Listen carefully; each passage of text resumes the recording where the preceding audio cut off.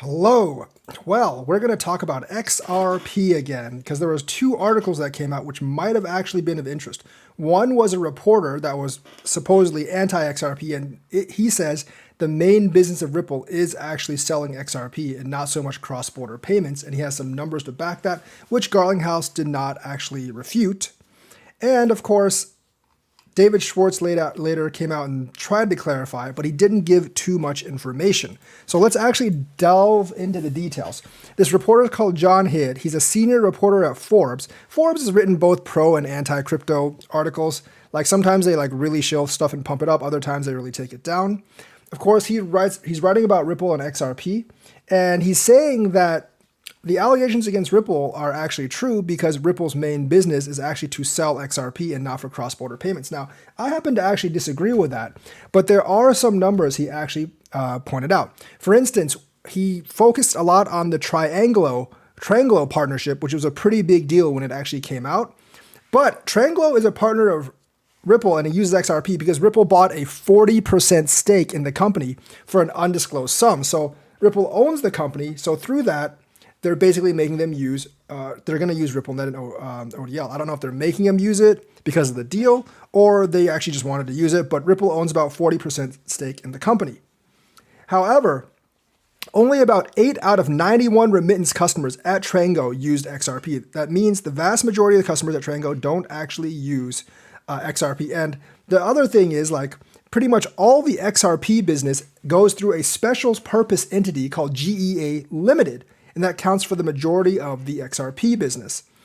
So the thing is, the numbers also show that in terms of Ripple's own numbers, Hyatt also stresses in the article that ODL has been key to the success because customers need to buy XRP from the company. And here is the big number. In 2021 and 2022, Ripple earned a whopping $2.7 billion in profit from ODL-related sales. So essentially, ODL-related sales are going to be more or less XRP sales. So they earned a ton of money in 2021 and 2022 from selling XRP. There's probably some sales in the system as well, but most of it's going to be from the XRP. In contrast, there have been sources, anonymous sources, that have told Forbes that the software business with RippleNet is unlikely to be profitable. But even if it is profitable, it's probably nowhere near $2.7 billion. Now, if that is true, if those numbers are correct, indeed, then it does make it look bad for Ripple that their main business is not actually cross-border transactions, it's actually selling XRP. And Garlinghouse did speak out, but he didn't actually clarify anything. Remarkably, Forbes reached out to Ripple Labs for comments on the report's core findings. However, CEO Brad Garlinghouse's companies only commented that some of the numbers from the SEC filings are inaccurate, and emphasize that Trianglo is only a small part of the business. So like basically Garlinghouse and Ripple's only response was that, hey, some of the numbers might actually be inaccurate from the report that we gave out. But based on the report, the SEC report, they made $2.7 billion from ODL-related sales in 2021 and 2022. And anonymous sources, which I don't really know if I have to believe or not, say that the software business with RippleNet is unlikely to be very, very profitable. So the article in conclusion says, not that it really matters for Ripple whether XRP ever becomes the elixir of cross-border payments. With dedicated partners like Trianglo, Ripple's apparent main business, selling more XRP than it buys, could make out just fine. What they mean by selling more XRP than it buys is that like Ripple has said they buy some XRP back to maintain a healthy market price. So they're saying as long as you sell a lot more than you buy to these companies, you're going to actually be very profitable, until at least the XRP runs out. But they have $40 billion in escrow. They made several $1 billion in the last 2 years via ODL-related sales. But now David Schwartz has actually come out to try to debunk that. So basically, in a Twitter post, Ripple CTO David Schwartz diffused heated debate regarding sales of XRP. This is all from Bitcoinist. It's very good news.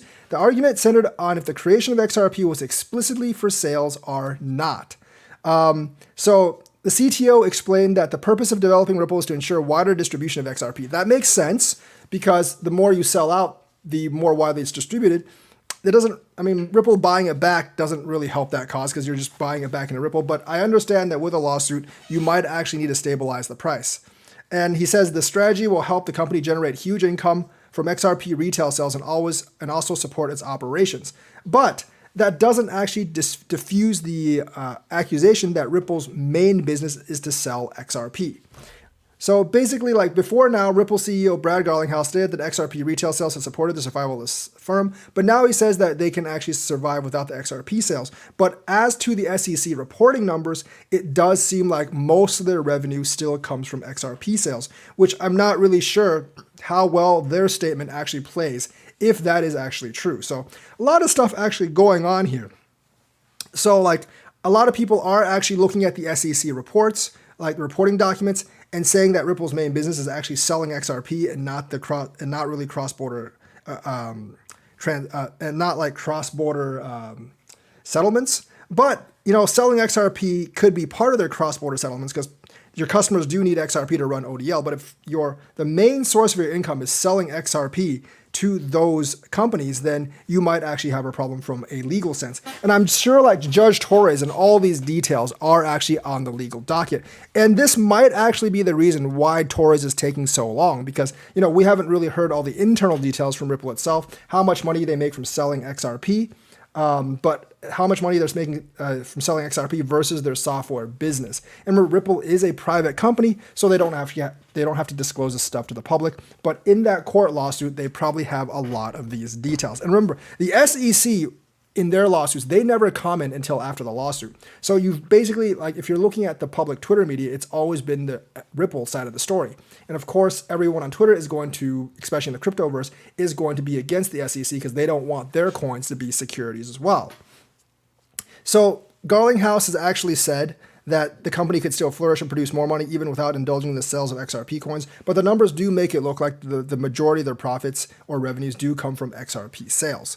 And it has been several $1 billion in the last couple of years. So I'm not really sure how that plays well with the lawsuit. But if this is true, then you can tell why the lawsuit is actually going on so long, because these numbers do make the arguments of Ripple somewhat questionable. Although I don't really know if it plays well, if it plays into fair defense or anything, because I still think Ripple wins the case on fair defense. At least I hope. So we'll see what's true and what's not.